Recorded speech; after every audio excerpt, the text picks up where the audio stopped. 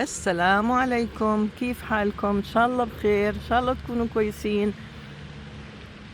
الله يرضى عليكم يا رب، يسعدكم، يحنن عليكم يا رب، يعطيكم سؤلكم يا رب، يا رب ينجح أولادكم، يشفي مرضاكم يا رب، يرحم موتانا وموتاكم.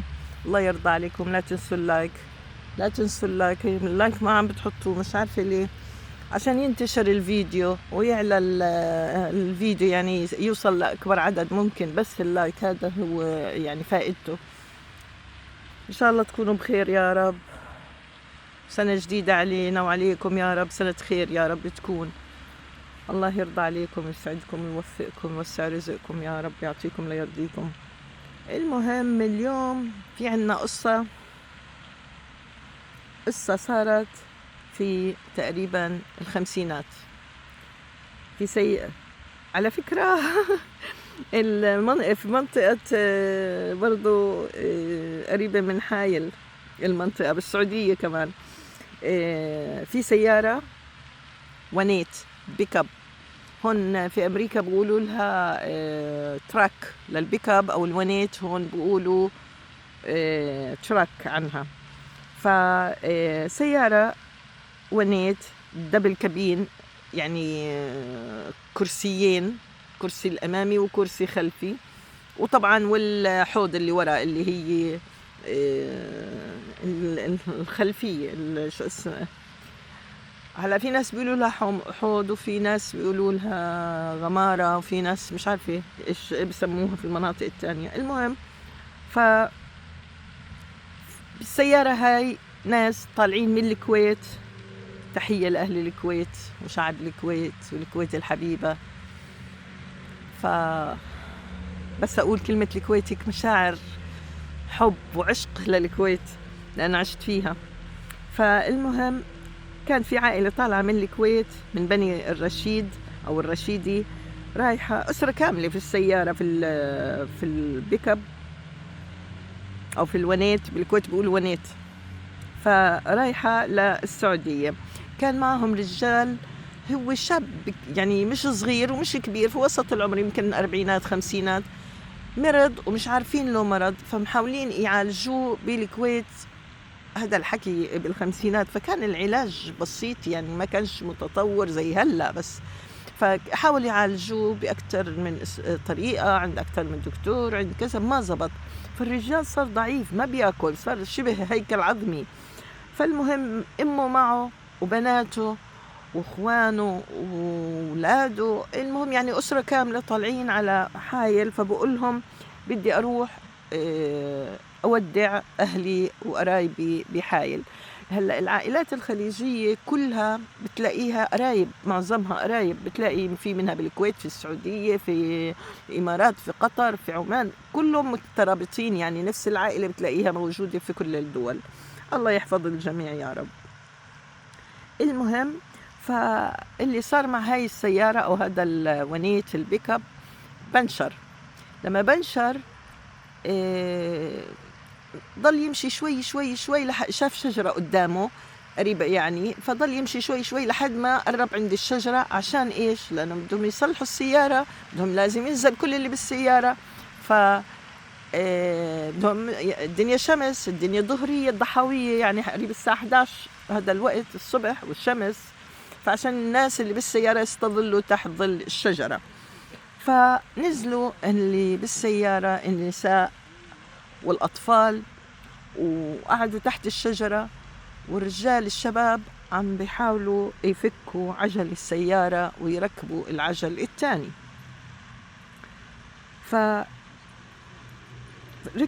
قعدوا تحت الشجرة والشمس حامية والدنيا الظهر، قبل ما يغيروا لنا العجل. سبحان الله، كانت في بيت قدامهم، قدام الشجرة تقريبا كان في بيت. في سيدة طلعت، جو جو جو، ربيتك. هلو، هاو ار يو، هاو ار يو. هم نفسهم الجماعة. المهم طلعوا من هذا الكلب صاحبنا نفسه هو. فالمهم يا سيداتي، يا نساتي، سادتي، المهم فطلعت ست من هذا البيت، فرحت لهم، سلمت عليهم، يا أهلا وسهلا، يا هلا يا هلا، مش عارفة إيش. راحت للستات طبعا، فاجلطوا تفضلوا علينا تفضلوا علينا. قالوا لها لا، يعني إنه قالت لهم أنا لحالي، أولادي طالعين هلا بعد شوي بيجوا. عندها ولدين، قالت لهم هلا تاني شوي بيجوا، فتفضلوا اجلطوا، اشربوا مي، تقهووا عنا، اشربوا قهوة كذا. بعد إصرار منها، فالرجال قالوا للستات، قالوا لهم روحوا يعني ارتاحوا في البيت وقعدوا شوي ارتاحوا جوا عندها في البيت. فأخذتهم المرأة على بيتها، وقعدتهم وضيفتهم، عملت لهم القهوة وحطت لهم التمر، والأطفال وارتاحوا وانبسطوا وهيك. فقعدت تحكي معهم، هي الست اسمها ميثا الله يرحمها. ميثا قالت لهم ضل حدا بالسيارة نساء منكم، يعني حريم نساء؟ قالوا لها في جدتنا مع وحدة، قالت جدتي موجودة مع أبوي قاعدة في الغمارة، يعني في سيارة من الخلف بصندوق السيارة. قلت لها ليش قاعدة جدتك بالغمارة بصندوق السيارة؟ قالت لها ما هو أبوي مريض وما بقوى على الحركة، وصار من كتر ما هو مريض صار ضعيف كتير، صار زي الهيكل العظمي، فما بيقدر يتحرك، فهي قاعدة جنبه. فرحت لها انزل يا حجي، تفضل يا حجي. قلت لها ما بقدر عشان يعني ابني ما بتركه ولأنه تعبان. المهم راحت ميثا جابت لها القهوة وجابت لها التمر، وشافت طلعت على الرجل كيف وضعه وكيف كذا، وتروح على البيت. وهي بتروح على البيت ركبت الطبيخ الأكل، يعني بلشت تجهز الأكل، وقالت للرجال بس تخلصوا بتدخلوا جوا، الله يحييكم بمجلس الرجال بتقعدوا وبتتقهووا على بين ما أولادي يجوا. لا ما بدنا نغلبك وما بدنا نكلف عليكي. قالت لهم أبدا، انتوا ضيوف الرحمن، انتوا أهلا وسهلا فيكم، الله يحييكم، وترحب وتهلل فيهم.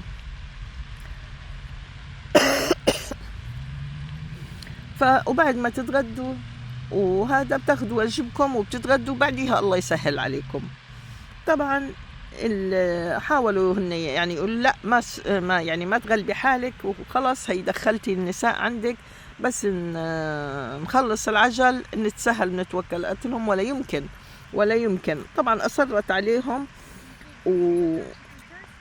عليهم وجهزت بهذه الأثناء هي الغداء، وشافت هي وضع الرجال، بس يمرق هذا بتطلع علي زي اللطيف. يما لونه حلو بس بخوف، زي زي الثعلب شكله أو زي الضبع. المهم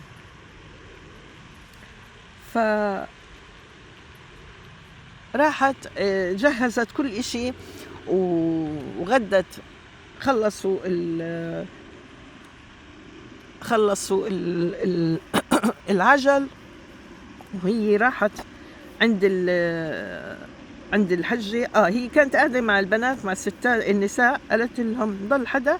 فقالت لهم في جدتي. قلنا راحت عندها، أبوهم كان عقيد بالجيش أو بالشرطة أو بالجيش الكويتي فالمهم راحت وضيفتها للحجة الجدة،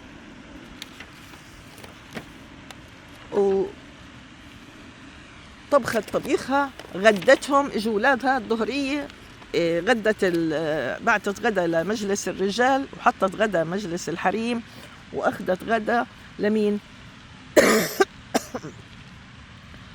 اخذت غدا للجده وابنها.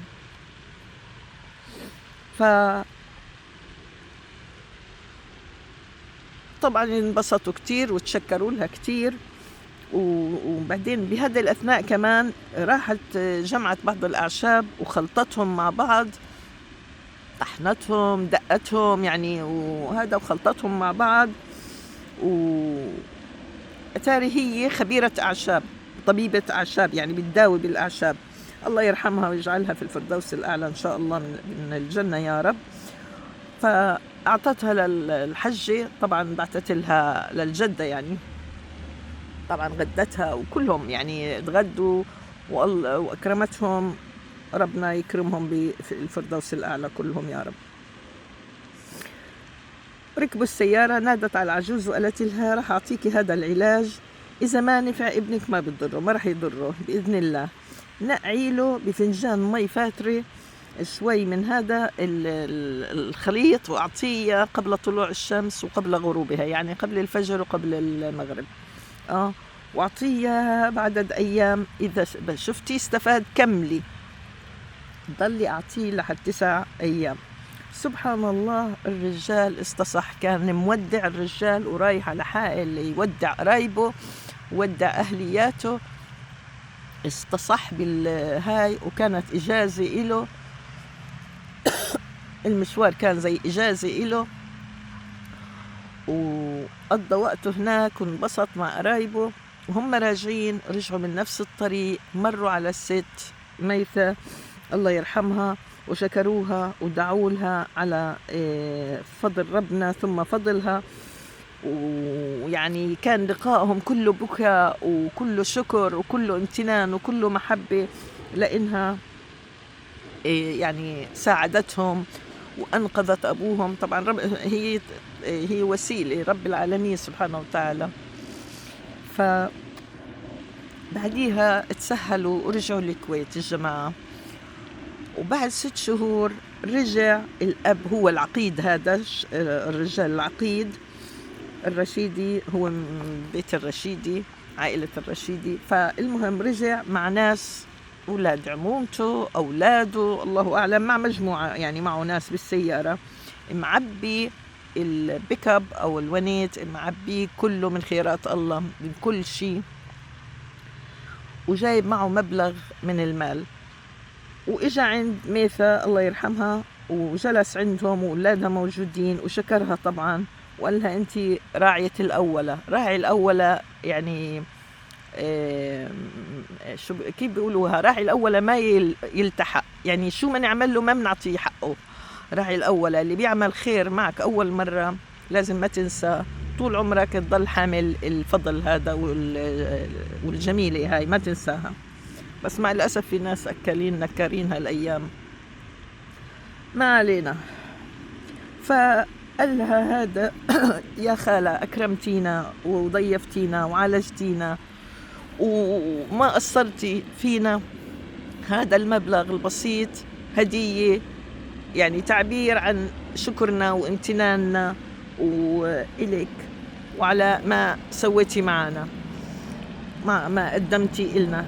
قالت له اسمع يا ولدي، هاي البركة اللي ربنا طرحها عليك وشافاك بالعلاج، لأنه أنا ما باخد مقابل، أنا بعالج الناس لله تعالى، ما باخد مقابل علاجي لإلهم.